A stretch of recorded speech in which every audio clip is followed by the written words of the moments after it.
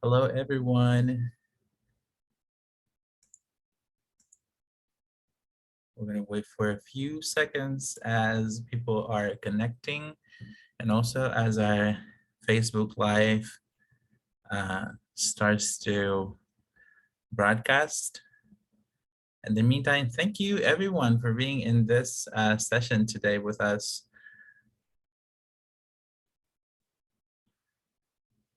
We are really happy to see everyone either in our Zoom meeting or via Facebook Live. Today's session will be everything you need to know to write your academic CV. So really happy. My name is Juan Manuel Molina, and I am the Education USA advisor for the states of Chiapas and Tabasco in South Mexico. Today, we are going to be using a platform called Menti, and you can see it up in the top section of your screen. You're going to see that says go to menti.com and use the code 59111217.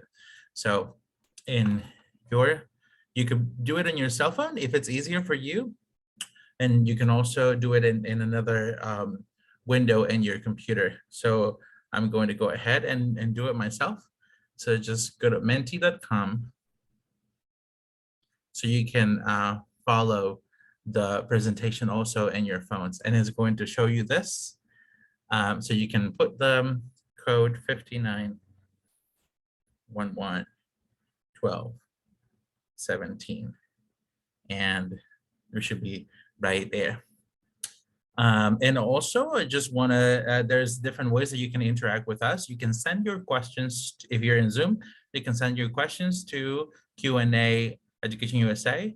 And if you are in Facebook, you can also post your questions in the comment section, and we will make sure to answer your questions. Also, we do have, with Menti now, we have all this buttons right here.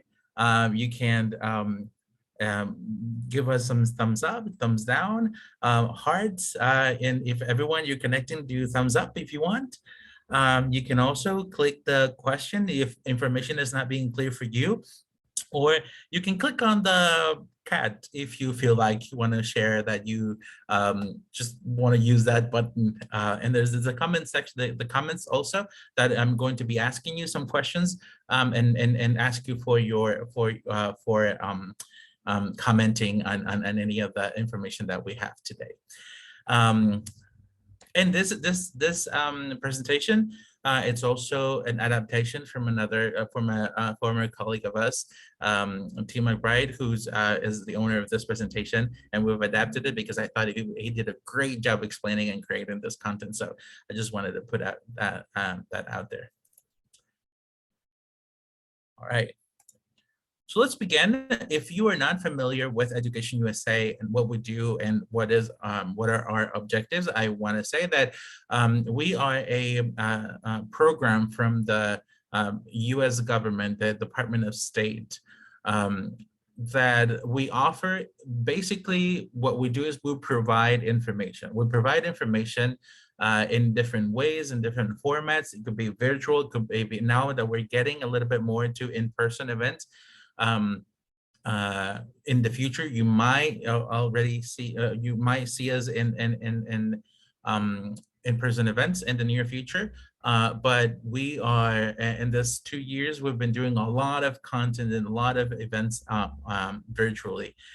So we do advising that could be in group or individual. We provide information sessions like this.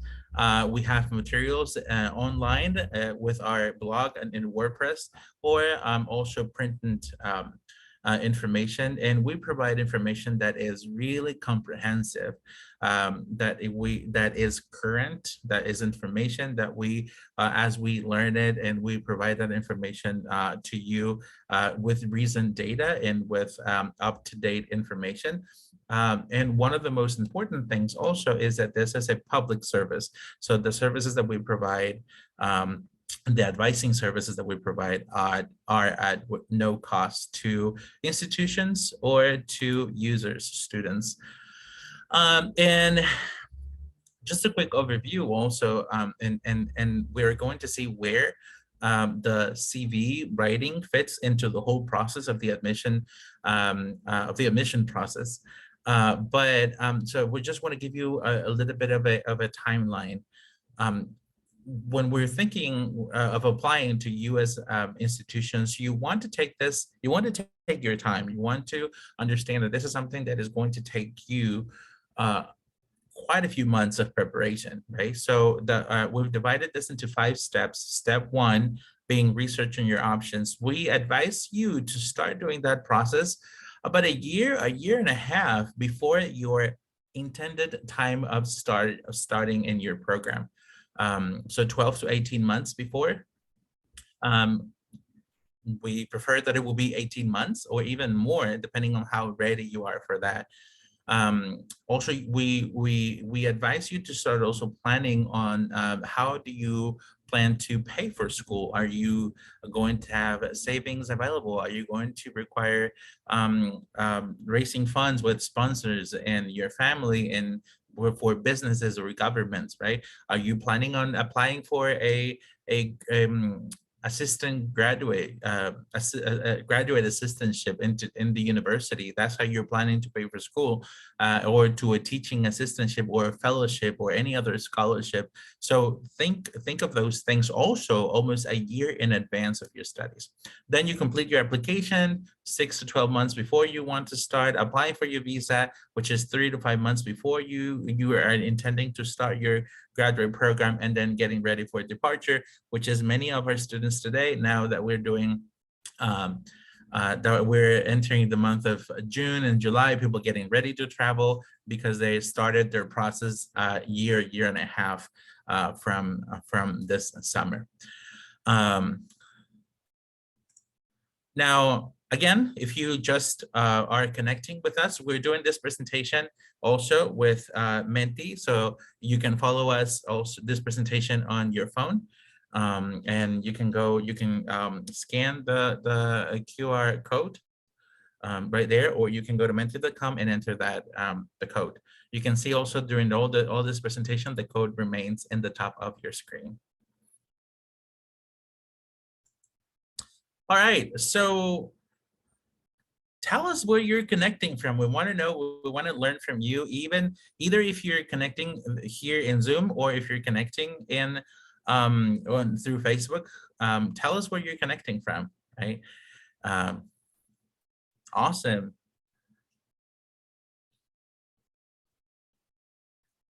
You're really welcome. If you're connecting from other parts of the world, just put your little blue dot outside of the country. We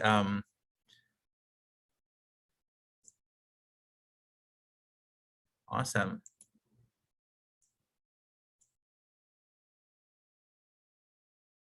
Thank you for everyone who's participating. I'm going to give you a few more seconds so you guys can say where you're connecting from. I am going to do mine too.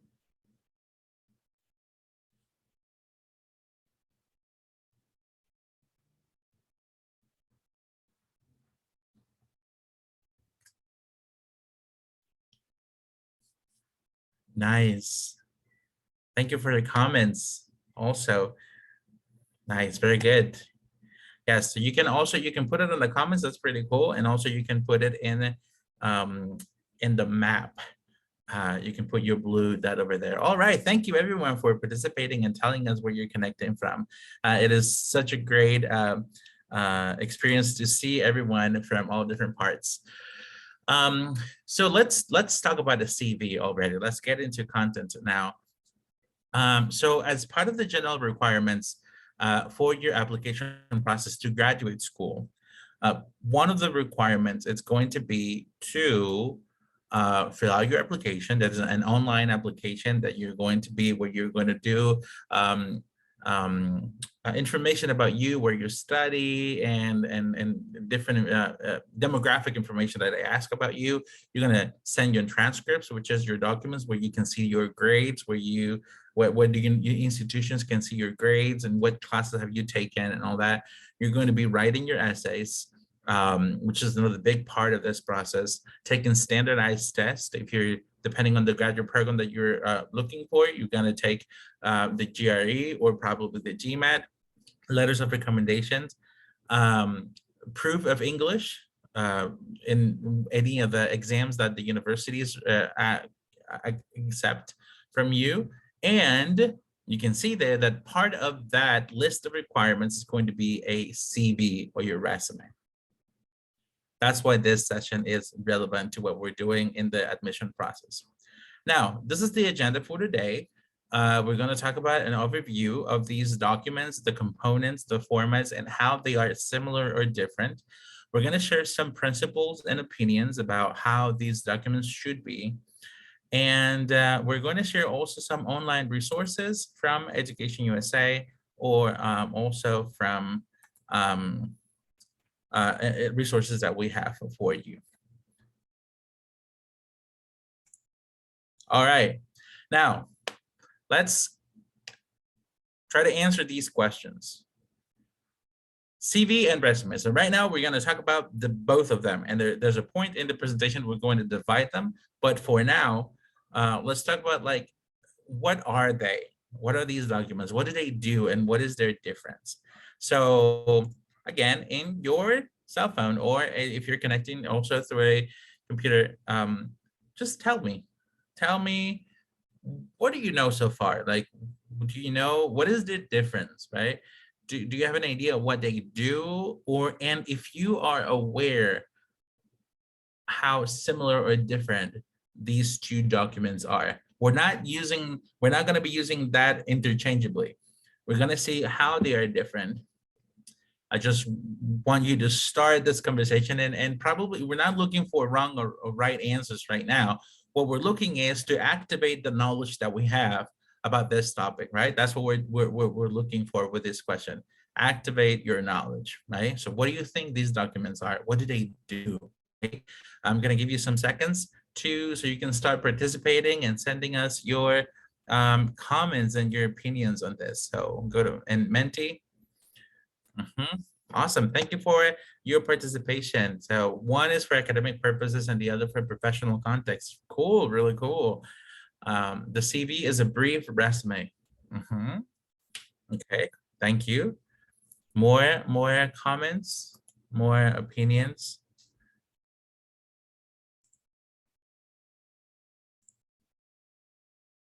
All right, so they are documents that tell your experience, your education, your skills.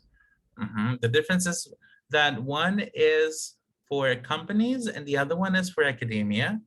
A summary of personal experiences, skills, and achievements. They tell the experience and qualifications for a position as student worker. They show a relevant professional and academical background. CV tends to be more extensive.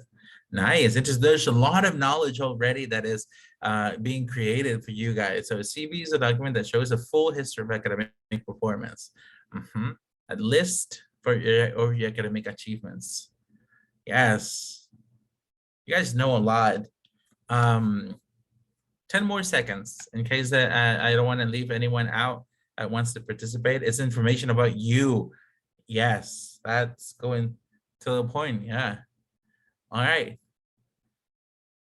CV is greater in length than a resume. And a CV is more common to list your technical abilities and specific knowledges. Interesting. Yeah. That's pretty cool.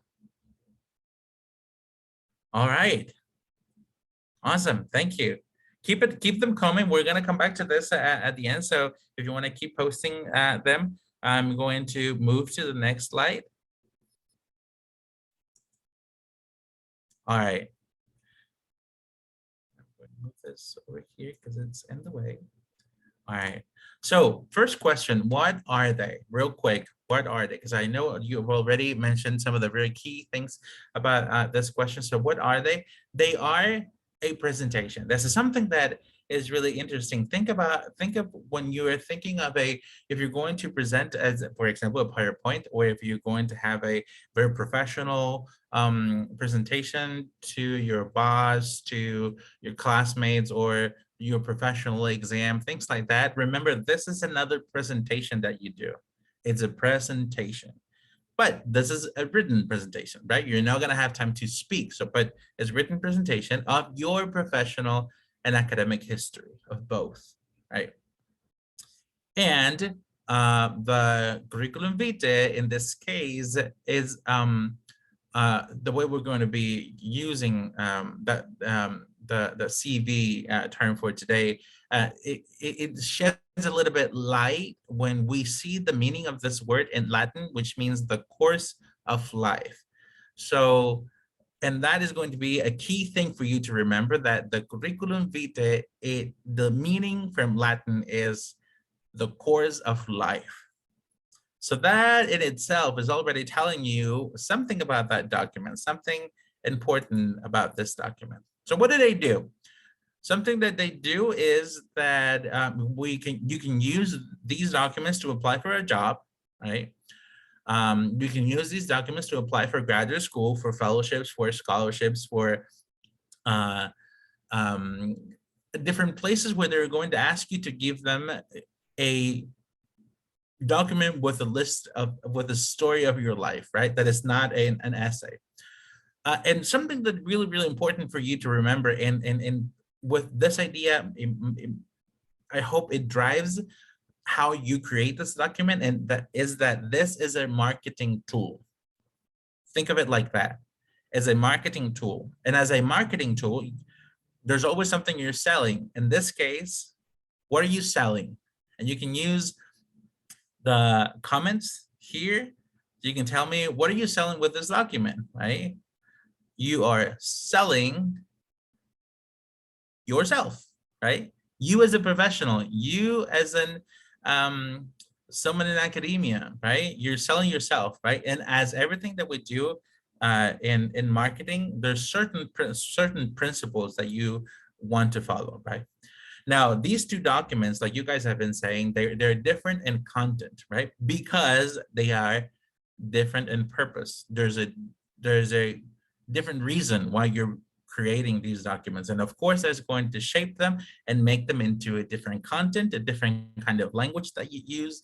There's a different emphasis on what you're doing. And that is going to also go into a formatting that is going to be slightly different, and also the length. These are some of the things that you have already mentioned. So we're going to go and dive deeper into these. Now, quick overview of the bigger differences of these two documents. Let's begin with the resume, right? Let's begin with the resume. The resume is usually going to be used for job applications, right? Let's say that you want to be a software developer at a place, right? You want to be the salesperson at a company. You want to get hired as an instructor, in a high school, right? As a teacher. So those are going to be more professional, job oriented, right? They're highly customizable, right? They're highly customizable. You can be the same person, but your CV from that software development job and that high school job is going to look potentially very different. But you're the same person, right? But because you can customize it, that document based on the job that you want to apply. It is usually a summary of your skills and experiences that are relevant to the specific job. It shouldn't be longer than 1 or 2 pages. It's really a summary. And if you think of it as the word kind of says it all. If you speak Spanish, you know that the resume looks a lot like the word resumen, right? So it is going to be like a very short version, very highly customized to the position that you're applying to. It is a brief document. very targeted. I like that. Very targeted to the job. You're going to list only the skills and achievements and things that you want your employer to know about you that is relevant to the job. So my 3 years of experience in sales might not be as relevant if I'm probably trying to get a job as a teacher. Maybe I'm just going to mention it briefly because it's part of my experience, but I'm not going to expand on that as I would expand in other parts of my professional or academic history, depending on what I want to do. Now, let's move a little bit to the curriculum vitae, right? This is, as we say, remember what was the word in Latin? The meaning was the course of life. So this already sounds as a longer document with a little bit of different emphasis. Now, this is usually used for applications for graduate school. If you're going to a master's, if you're going into a doctoral program, you're going to be asked to do a CV. Many times also if you're applying for fellowships or if you're applying for scholarships, for example, if you're applying, for example, to the Opportunity Funds program, or if you're applying to the Fulbright programs, you're going to be asked to submit a CV, right? Also, if you're going into a job that is really, really highly related to academia, right? If you're want to get a research position at a university or a instructor at a university institution, higher education institution, then it's very likely that you're going to be asked for a CV, right? These documents usually go in chronological order because that's important because you're telling the course of your life. Compared to the resume, which you could be a little bit more, I want to say creative, but I think maybe the word is another that I'm looking for, but you could be more strategic. That's the word, that you can be a little bit more strategic on what to put first, what to put after, and move things around. The CV tends to be a little bit more static, right? It tends to be more the emphasis in the chronological order. But also I would say there's certain room for moving things around, but I think in general, it tends to be more static and more chronological. Now, it's a full record of your career history, right? There's certain things that you don't want to leave out because this is a full record of your professional and academic history, right? There's a higher level to detail and of your achievements, of your responsibilities, also with this document. And many times it's going to be larger than 2 pages, right? Now, for example, if you just graduated your bachelor's degree, your CV might be 1 page or maybe 1.5, 2 pages, right? And that's okay because you haven't you have a short academic or professional career at this point. But let's say someone that has already done through master's and then a PhD and then a postdoc, and then they've been a researcher for 10 or 15 years, that CV might look 10 pages, might look like 20 pages, right? So there is room for that with a CV, but never, never, never submit a 10-page long resume to an employee because they're not going to read it, and that's going to disqualify you from the beginning, right? Now, let's use the buttons on the screen on your phones. If we are clear on this difference, give me a thumbs up. If we are clear on this, awesome.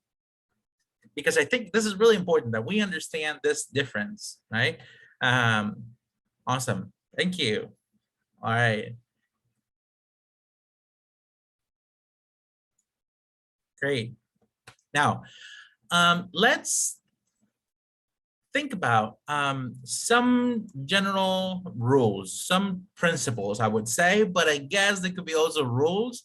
And sometimes there's difference of opinion on these, but in our really great experience in these topics, we have seen that these tend to be a little bit more rules rather than principles, right? So this is information that we really, really, really stress that you should not include. And remember that you are applying, and here we are talking about applications to graduate programs in the United States. So we're telling you that this is what is going to serve you in the cultural context of the United States. So do not include information like gender, age, height, weight, marital status, dependence, race, ethnic background, religion. Now, any idea, anything that why do you think we should not include this? Um, Put it in the comments, right? Put it in the comments in Menti, and I would love to read what is your opinion and why we shouldn't include this information, because I think this is really important because it brings light into that we should think about culture also when we're writing these documents.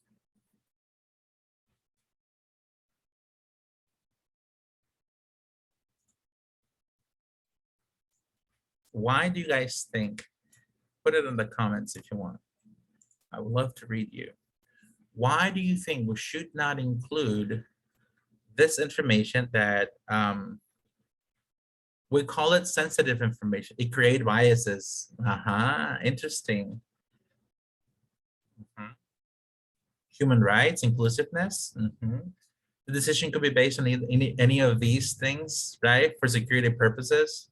Touchy topics in the US, they could cause biases in the selection process. They're not relevant to our experience. That's a really good point too. Yes. I love your answers. I love your answers. They get me really excited because I just feel we're connected. In order to eliminate any kind of preference related to non-academic topics. Yes. Thank you. Yes. So we already talk about you already guys done the difference. They do not define your capacity. Yes. And this is something really cool. I think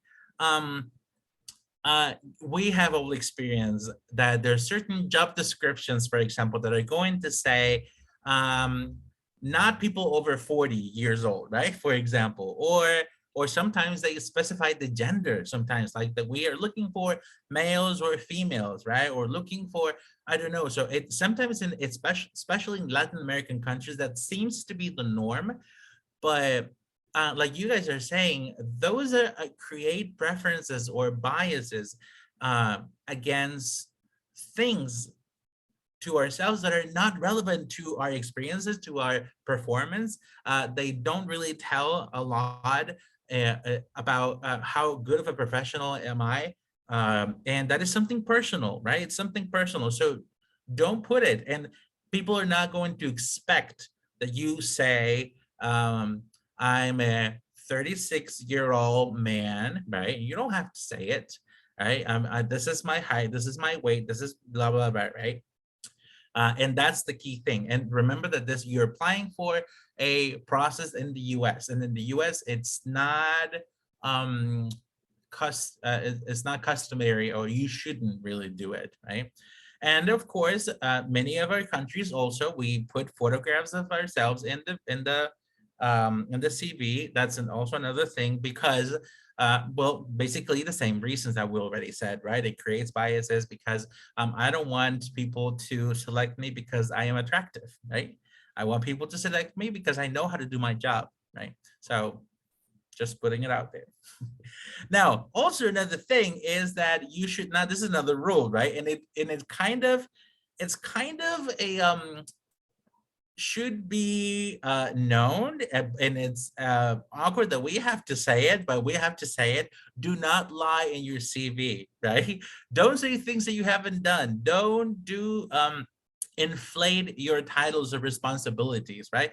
Be as accurate and as truthful as you can be explaining. Now we're going to give you some pointers here in how you can be more effective saying what you've done, but never lying, never inflating your responsibilities. Now, some other general rules: be clear. There's no need for you to use any words that are going to confuse the reader. Be concise, don't be wordy. This is not the place where you should be writing extra super long sentences, right? and be current, right? Here, this is something they want to know, especially with the resume, right? You want to say things that are still relevant. Very important. This should be a document that should be stellar, typo free, mistake free. There should not be any mistake because this is your presentation, right? Think of it as a professional picture of you. So you don't want them to know that you don't pay attention to details by giving a document that is not typo free, right? That there's misspellings, that there's information that shouldn't be there, right?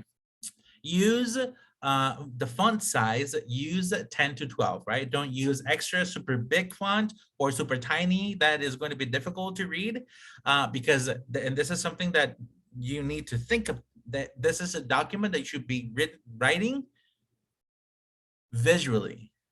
It's a document that you should be writing thinking that whoever reads your document is just going to spend 10 to 20 seconds on that document. No more than that. According to some studies, that's the average of how much a person takes on your document, sees it, and decides to put it into the follow up or to the thank you, but no thank you, right?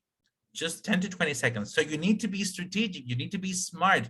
You need to use capital letters if you want. If you want to use bold, if you want to use italics, if you want to use underlining, bullet points, and all those things, but strategically to make it more appealing, to thinking that the admissions committee, your employer, is just going to look at that document for 10 to 20 seconds. Balance the space, the text space with the white space, right? You need to be aware of those things. Submit it in, when possible, submit it in PDF file. Let me tell you, it's been, in my experience, there's been many times when students spend a lot of time, a couple of hours probably, drafting and creating with their arts skills a really cool document, a CV, and they send it. And then they created it because they probably, for example, they have a Mac computer, and they send it, and the receiver has a Windows PC, right? And the softwares maybe don't match, or they're from different years. Maybe I have a 2013 version, and you made it in a 2020, right? And when I open it, it's going to move it. So your 2 hours of efforts will just throw into the garbage, right? So when PDF, send it in PDF. Exclude information before university. And again, of course, this is going to be relevant if you just graduated high school, that's all you have, and that's okay, right? Or but think of the other principles, be relevant, be clear, right? But if you're already going into a grad school program, especially a PhD program, anything before that, even many times from many things from your bachelor's, but nothing from high schools or earlier than that is going to be relevant for this. And the most important thing, follow the instructions written in the job or the school application. Rarely, I don't think so. But if the school is saying attach a picture to your CV, then go ahead and do it, right? But Juan Manuel told us that we shouldn't do it. But if the instruction says that you should do it, I follow the instructions. If it says do not upload PDFs, okay, I'm not going to upload it in the PDF, right? Or just whatever, just follow the instructions that the institution is telling you. Now, this is really cool. Think of this: relevant, clear, and concise, RCC. Keep it simple, right? Keep it relevant. Keep it visually appealing. Write this visually. Remember, longer doesn't really mean impressive. It's not writing longer paragraphs is not going to leave the reader saying, oh, we really want this person to be with us. No, content is more important than the length of the sentences of your whole document, whatever you're doing. Remember, a resume is a summary, a CV is the course of your life. All right, so give me a hearts if you're following me, if you are here with me, and if this is being clear for you and helpful, right? Awesome, I see the hearts. Good, thank you. All right, perfect. All right. Awesome. Thank you. Thank you everyone for participating with us. Remember, if you have questions, you can already put them in the chat, sent to Q&A Education USA here if you're in the Zoom call. And if you are on Facebook, you can put it in the comments section. All right, so let's get started, right? Before we start losing our attention, let's get started. How do you start this document?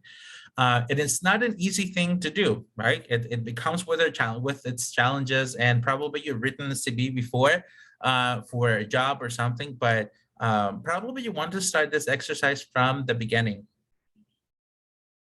So brainstorm everything that you think it might be of interest to the employer or for the university. But as we've seen, the CV is going to be more comprehensive, right?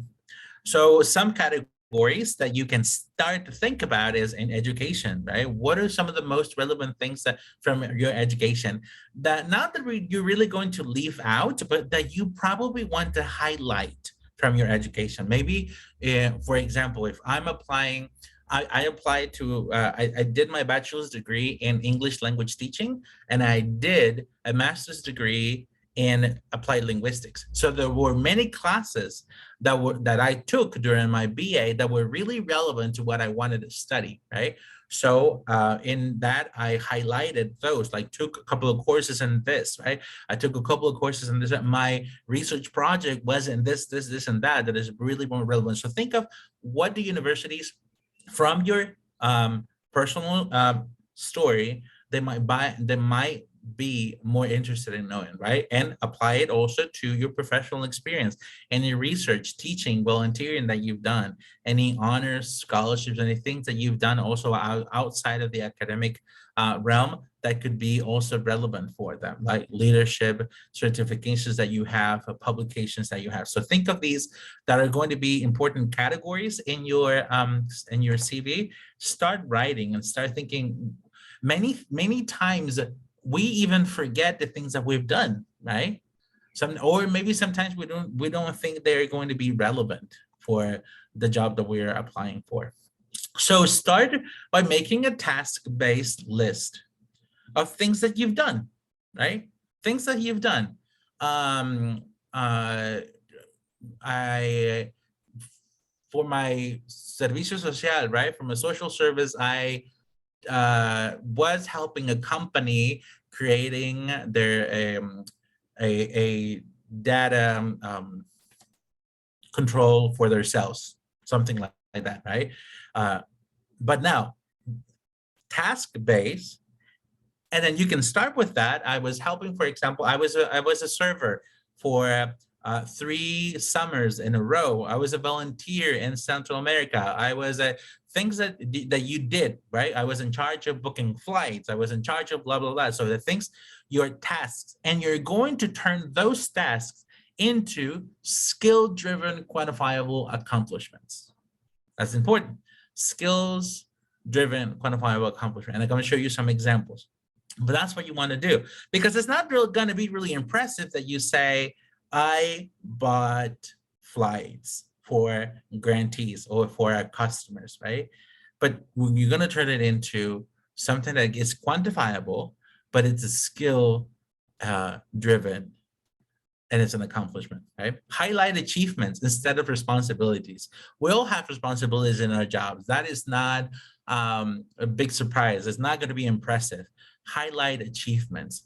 And now, if you so far don't have achievements, think of how you can be more proactive in your job, how you can be doing things that are a little bit more than what is expected of you, right? Now, you should not use personal pronouns when you're writing your CV. It's not an I did this, right? And we're going to see some examples now, but it's usually, it starts just by omitting the I and then starting with the verb. And we're going to show you some examples, right? Really important, the kinds of verbs that you use, right? You want to use the most accurate verb for what you did, right? There's many different verbs. For example, if you were in the planning, right? Yes, you can say you plan. That's okay. That's an action verb. It's okay. You can use that. but maybe you want to be more specific. Maybe it was something a little bit like planning, but not exactly, because planning maybe is just in the thinking and dreaming, but you want to say, also I created a bigger thing. So I strategized. Oh, it sounds different, right? When you say, oh, I planned this. No, I strategized. There's a lot more involved in that other verb that it's lacking probably just in planned, right? Tailoring, revised, formulated, identified, evaluated, right? There's those verbs imply a different process that maybe you were involved, that planning might not really be getting the bigger scope of what you actually did. Remember, it's not about inflating things, but being more specific on what you did. You administered, you anticipated, you commissioned. Those are different verbs. If you were into something that had to do with organization, right? The actual doing of the event or the program or the process, right? You acquired, you assessed, you cataloged, you classified, designated, delegated, ordered, obtained, scheduled, selected, simplified, tracked. All the different verbs that had to do with the bigger thing of organization, right? I organized an event. Yes, but you could say I coordinated the all the participants, right? I implemented our emergency plan for blah blah blah. I scheduled all the speakers, right? And I selected the venue and blah blah blah blah blah and all that, right? So you can be more specific on what implied that. Couple more examples. With execution, you processed, you installed, you conducted, you acted, you completed. With the realm of leadership, right? You measure, you modified, you adjusted, you promoted, you regulated, you oversaw, you maintained, you trained, you supervised. See how all those verbs are telling you more things of what you did. We could spend here learning about all these different verbs, but you get the point. You get the point of what I'm saying, right? Now, let's start with the categories that imply into this document. Now, these are some of the bigger, broader categories, and there could be other categories, but these are some of the bigger ones, right? Contact information, education, professional experience, and other categories that we want to add. So let's begin with the contact information, okay? Of course, you want to be, your name should be big fonts, something. It's the presentation of you, so you want them to see you, right? Your name. So name, telephone number. I know that maybe in our context we don't use a lot the voicemail, but if you have an opportunity to have your voicemail there set, do it. In the United States, it's something that is really customary. People use their voicemails a lot. So in case that maybe you're going to be busy and it's going to go to straight to voicemail, make sure you have a professional voicemail, right? Just saying, hi, this is Juan Manuel. I can't answer right now, but please leave your message with your number and I'll call you back, right? Something that is professional. Your email address also that you want to keep professional. So forget about your address from your teens or your 20s where you had Rosita Fresita at hotmail.com, things like that. Dragon Ball 34 is not going to be useful for you anymore. Just turn it into a professional, something that has your name, something that people can identify you since from your email address, right? Your address, make sure that you put your address. Many times we have two addresses because we have a current and a permanent, for example. I know that if you lived abroad, for example, you're living somewhere else, you're going to have, this is where I'm living right now because I'm in jobs, but my permanent address is in this other state, this other place, something like that, right? And websites, you can share your websites in your CV. Now that we have LinkedIn, use your LinkedIn and put there your customizable link. You can do that in LinkedIn. So it is not just LinkedIn and then numbers, but it's LinkedIn and Juan Manuel Molina, LinkedIn and then your names, right?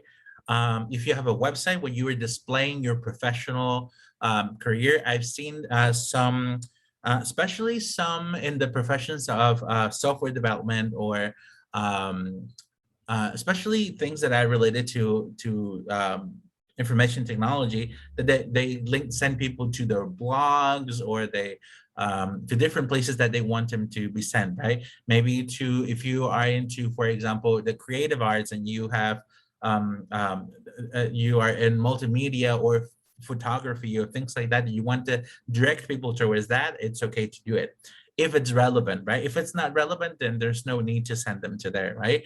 um, if your persona on social media, for example, in Instagram or Facebook or any other social platforms, it's not really professional, don't put it there. And I would advise you also to um, remember that that is you, right? Even when you think that it's not something related for your work or professional life, that is still you. For example, you know that Facebook does not allow you to do to make an account that does not have a real name. So that is you. So if you're posting things that are not going to be well received by an employer, sorry, or an academic admissions committee, then think twice about posting things, right? Because that is you.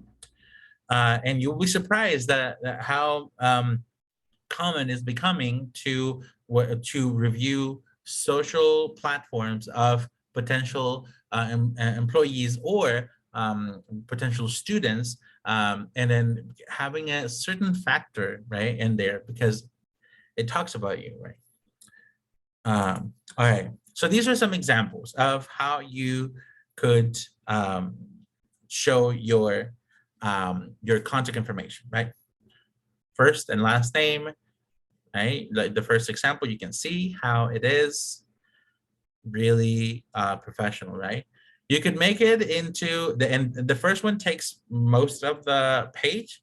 The second one is more to the center, and then the third example is a little bit more leaning towards the left of your screen, right?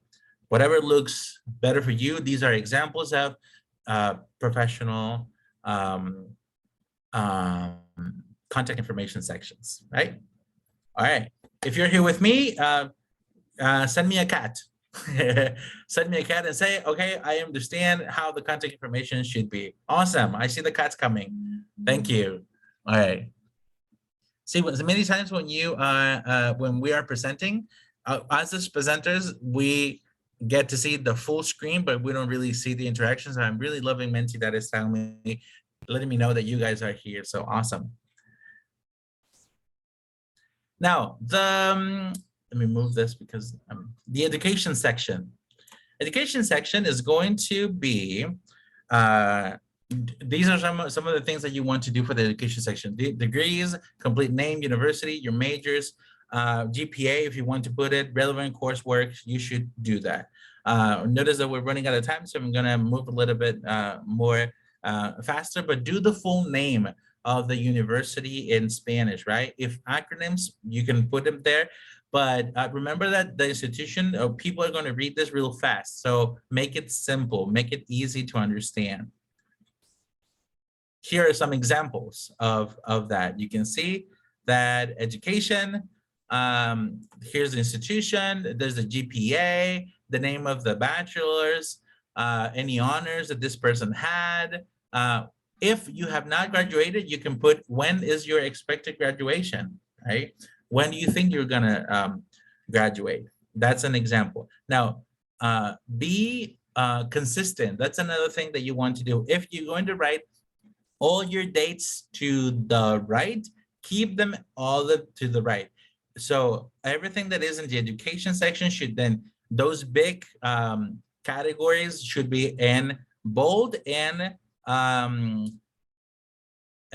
capital letters if you decide to do that, right? But as you can see in the other examples, education is not in capital letters, but there's indentation, so you can see the institutions, Binghamton University, Fingers Lakes Community College, so you can see where that they are at the same distance, right?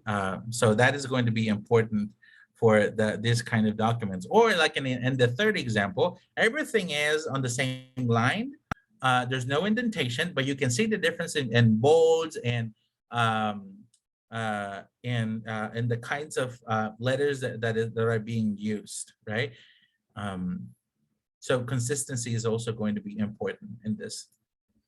Next one, your experience. Remember, all relevant experience, even if it was unpaid or paid experience, is going to be relevant, because I am different because of my 2 years of volunteering in an organization. It gave me experience. I'm a different person because of that, right? It should have the organization name, the position, the location, the description of your responsibilities. Remember to use action verbs. What was the value and your contributions? You use bullet points and divide it into related additional experience focuses, right? You can do that. So let me show you some examples instead of telling you. Oh, this is also really cool. So this is a best practice that you should do. So when explaining your experience, C stands for context. Give them the context. What was your role? How did you support the business or the whatever that you were doing? What was the situation? And if so, including any obstacles, right? Give the context. A stands for abilities or actions. So what did you do? What strengths and knowledge and skills did you apply? And R stands for results. You want to tell them results. Now, the tricky thing is to include all this in a short, really short paragraphs or a couple of sentences. So here are some examples. Look at the first one. Right, so work experience, right? Technical support, you can see how it's easy to see, to identify the position. It was technical support, right? And here the dates from October 2020 to May 2022, maybe. What was I doing? I was help desk at this institution. Now, look, there's no I here. I answer, I documented. No, directly to the verbs. And we're using action verbs. Answered support calls from faculty and students. All right. And I didn't just take calls, I answered them, right? Their questions. Documented problems. In documenting, there's many things implied, right? There was a file, I wrote it down, I maybe made an analysis, but there was documentation, the organization in that, right? To be interpreted by someone else, but I documented those things and prepared them for other people. Apply computer knowledge to solving issues, right? What did you do? You solved issues. But I'm not lying. I didn't say I fixed everything in the company. No, I only did things that didn't require technical staff. So you don't want to say I apply computer knowledge to solving issues, and that could give the wrong idea, right? So you're being honest and say I did this, but to a certain extent. There's certain things I cannot do, right? Now let's look at the next example. I really like this example too. What was the work experience here? I was an after-school recreation program. It was an after-school recreation program, and I was the recreation counselor. What did I do? I supervised, I like that verb there. I supervised numbers, we like numbers, 5 to 15 teenagers. That is already giving us the context. At a time to promote engagement, another verb, important verb, promoting engagement with activities. Another verb, enforce conduct when needed. That is telling us information about the applicant, right? That is someone that could be a leader, and ensure safety. I can follow protocol, right? What else? I develop crafting programs. Develop, we are using that verb by doing what?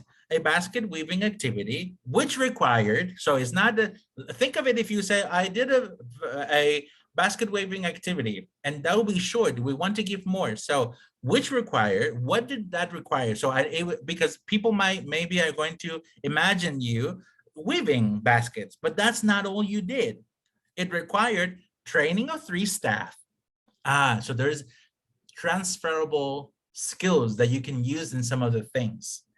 Require training, staff members, budgeting for all supplies. So there was leadership involved, and leading the activity with 15 teenagers. That requires many times a lot of courage, right? But there, so by giving a more detailed, clear, concise, you're not boring the person with a lot of details, but you're going straight to the point and saying, this is what I did. I'm capable of doing these things. Just real quick, this JCPenney's sales associate provided effective customer support service, in a fast-paced environment, resulting, look, remember achievements? Remember that we need to put achievements, resulting in promotion to lead trainer for all new hires transitioning into the same role. So you did your job really well, that they promoted you into a leadership position, training other people. Next one, initiated engagement. This shows that you are a self-starter person, right? With customers and offer assistance to promote current sales in order to increase, there was an objective, customer satisfaction. You get what I'm saying? You know how you can, it's not about, you don't need to lie if you know, and you can make your achievements and follow these formula, if you will. There's others categories that we can talk about. Sometimes people do memberships, especially for UCV. If you have professional memberships, add them. If you have technical skills like in programming, for example, right? Applications that you know how to use. Some people use an objective at the beginning. You can do that. For example, here we have an objective is I want to apply my experience to tissue engineering, molecular biology, and chemistry to develop and test biomedical products and biotherapeutics for the health industry. That's my job. That's what I want to do. That's my objective, right? You can do summary, professional. So there's other categories that you could add, right? So just remember, a CV is a showcase, a detail relevant to describe your academic work and your academic experience. It is comprehensive, usually 2 pages or more, right? These are other categories that could be added to your CV. The research experience. Maybe you have you have more experience, not just work experience, but research experience. And if you have enough, create a bigger another category. Maybe teaching. Maybe you have 3 or 4 jobs. Teaching is going to be important if you want to get a teaching assistantship for your program, right? And again, use the principles of all the things that we've done, again, in those categories. Honors and awards and the scholarships, that's going to be really important for you to put in your CV, right? Publications, presentations, very, very important. Make sure that you also do not mislead the person by saying, maybe you attended conferences, but you make sure that you make the difference between attending conferences and presenting at conferences, or even organizing conferences. Those are 3 different things, right? So don't just put conferences and list them. Make sure that you are clear on what was your role in those conferences. Like I said, professional affiliations, you can add those. You can see why a CV is going to take you probably more than 2 pages. All right. Final, and you can start thinking about your questions, please start thinking about your questions. But final, the resume, your checklist for your resume. Did you proofread it or not? And did you proofread it again? And I would add one more. Did you proofread it one more time, a 3rd time, or maybe more, right? So you can do the check if you do that once you have your final document. Are your dates formatted consistently? All your dates throughout the document should be in the same format. If you're going to use numbers, use numbers. If you're going to use letters, just use letters. If you're going to put everything to the right, you put everything to the right. Or just under the description, but use consistency is important. Have you written everything in abbreviations or the full thing? The size of the document of the font is also consistent. Remember, you're thinking of this document visually. Have you used action verbs, right? To say, for each of your statements. Have you kept your experiences within each category in the correct order for the document that you're doing? Are your current experiences in present tense, but past experiences should be in past tense, right? Did you check the verbs? There's no I at the beginning of each one of your sentences. Are you following the resume guidelines from your country and the country that you're applying to, remember? And did you tailor the content desired for the specific purpose? These are key elements for you. Now, before we open it to questions, I really quick want to show you that universities are going to have resources for you. So I'm just going to show you that if you, for example, go to, I have it right here. So Binghamton Career Center, just in Google, and it's going to send you to different resources that they have. So let's go to this document, for example. So institutions are going to have, universities are going to have resources for their students, but they're openly available for everyone. So we could go and say, for example, let's say they have workshops and events. This one, the career guide. I really love this one. So let's look at the career guide real quick.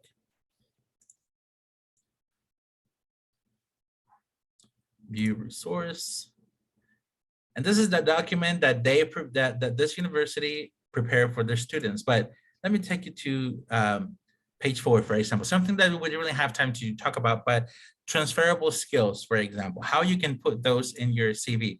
For example, you can when you're doing bullet points, for example, what was the transferable skill? Providing customer service. That's something that you could apply in almost whatever job that you do, right? What was the position or the supporting experience?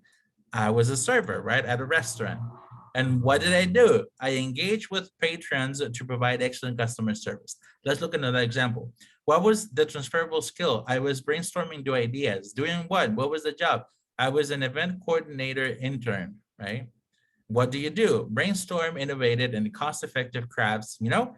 So you can think of also your experiences into what transferable skills can I express through this experience, right? But anyways, I just wanted to share you that. So here is this document that you can see here, examples of CVs and all that, depending on what area. This is for business administration, consulting, economics.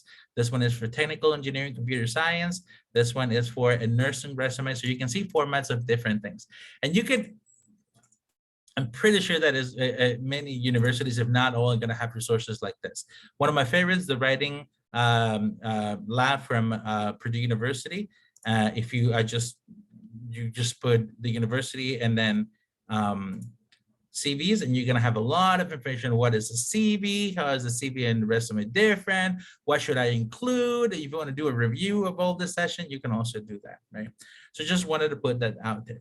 All right, so let's open it to questions. And today with me, I have the honor of having Adriana, one of my Education USA advisors in Michoacan. So, and also Alfredo, who is also in the Facebook reading your comments, Alfredo, and in Hermosillo, Sonora. So the three of us were here. And so, Adriana, do we have any questions from our audience? Yes, some of them are going to be, I think, very, very briefly answered, because I think we already have that information, but I think they can be used as just a close-up for the great session of today.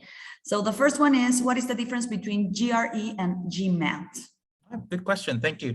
So it depends on the program that you're applying. Most of academic programs are going to ask you for a GRE. The GMAT is a little bit more to professional programs, aimed to MBA programs, for example, are going to ask you for the GMAT, but most of graduate programs are going to ask you for the GRE. Okay, excellent. Number two, how can we add our social service in the CV? Interesting. Yeah, that is going to be depending on where you want to put it. Maybe if it's it could be a professional experience. You could put it as a remember that servicio social is something very cultural from, I don't know the rest of Latin America, but it is in Mexico. So being able to describe it in a really accurate way, but in many times your social service is also it was training also. If you chose wisely, you chose somewhere that you could also start to put some of your knowledge from your BA into practice. So it could be work experience, maybe. because it could be, it's unpaid. It's sort of like a volunteer opportunity, right? Although it's a requirement, it's not really volunteer, but volunteer in terms that it was an unpaid internship probably, right? So that's where you could put it. But yeah, it also depends on what did you do. If, for example, if you were just in the office um, doing office work, but it was not really related, think of if you what is the purpose of putting it, right? So just be strategic on that. But I could say you could put it as an unpaid internship. And I guess, Juanma, that also goes for prácticas profesionales, right? What you just said. Right. Yeah. Yeah. But for example, if your práctica profesional was really related to research, maybe if you have more on that information, maybe you could put it as your first thing, and maybe all the different research opportunities that you've had. It depends on what you did and that servicio social and that práctica profesional also, right? Excellent. Thank you very much. Another one says, in the second example, the first verb is in the infinitive form. And in the other two examples, the verb is in past participle form. Which one is the correct form? That's a good question. Like I almost at the end of the checklist, you want to keep your verbs in the present if it's something that you're doing right now. And if it's something that you already have done, if it's in your current job or something that you're still doing right now, then you want to keep your verbs in present. And if it's something that you already did, you want to express your verbs in past. Another very interesting question. I did a volunteer work, I guess, but I don't have a certificate. Is that important? Do I need to have a certificate of everything I put on my CV? That's a good question, because culturally we tend to add all of the proof in when we're applying for certain things. At least in Mexico, sometimes you're expected to add all those different proofs of the things that you did, right? That's why we really love diplomas and we really love certificates here in Mexico, because if you don't have the document, you didn't do it, right? That's the expectation. In the United States, culturally, the expectation goes a little bit more towards the other side. If you didn't do it, you're not going to put it. If you put it in your resume, it is true. That's the expectation. That's the understanding, right? That why are you going to put something in your CV that you didn't do or you don't know how to do? That is just going to cause you problems, because they're going to ask you to do things that you don't know how to do, right? So no, you don't need to, at this moment, provide proof of what you've done, because remember, 10 to 20 seconds, they're not going to be going through many pages of, certificado diplomado, blah, blah, and this other, right? They're not going to do that, right? They're going to expect that everything that you said is true.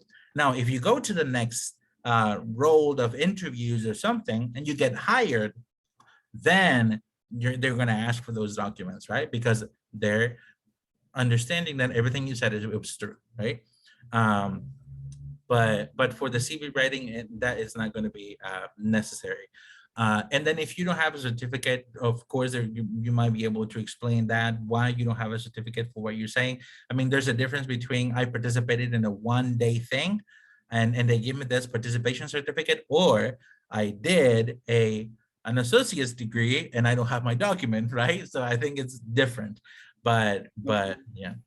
Okay, and I think we can close up with these two petitions. They are asking you to share the link of the examples that you were just showing us a couple of minutes ago. Yeah, I mean, if you could share the link. And if the question is, do you offer personal mentoring on CV and resume? Let me go to the first question. So the first one, what I just did, and I can show you again, in Google, I just put Binghamton Careers Center CV, and it takes you at the first link. That's the one that you want to click. If you send me an email, I can send you the link, but I think sometimes it's also very helpful to teach you how to find the information, right? But yeah, I'm gonna share my information, my contact information, and I can send it to you. And remember that on the second question, there's 26 advising centers in the country. If you are located in Nuevo León, we have an advising center close to you. If you are located in Michoacán, Adriana is going to be your person, right? If you're located in Mérida, our colleague Yenny is going to be your person, right? I'm in charge of Chiapas and Tabasco, and I'm your person there. All of us really highly qualified to do this job and do the revisions, right? And you can start contacting your Education USA advisor, and she or he is going to be following up on you.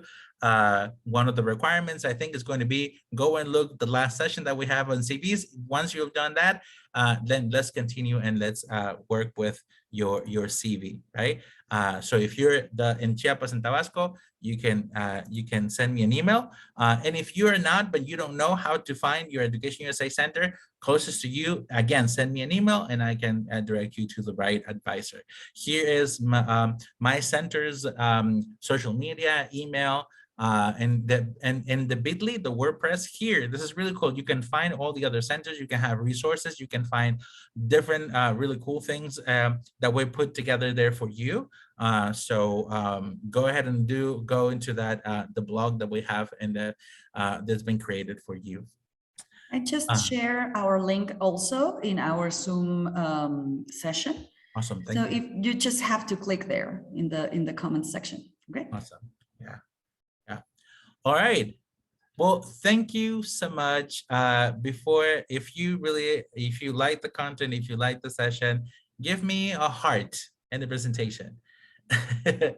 Give me a heart in Menti. Awesome. Cool. Cool. Well, you have our contact information. You know how to find us. We'll be in contact. Find your closest advising center and we will see you soon. Have a great rest of your evening, everyone. Goodbye. Goodbye.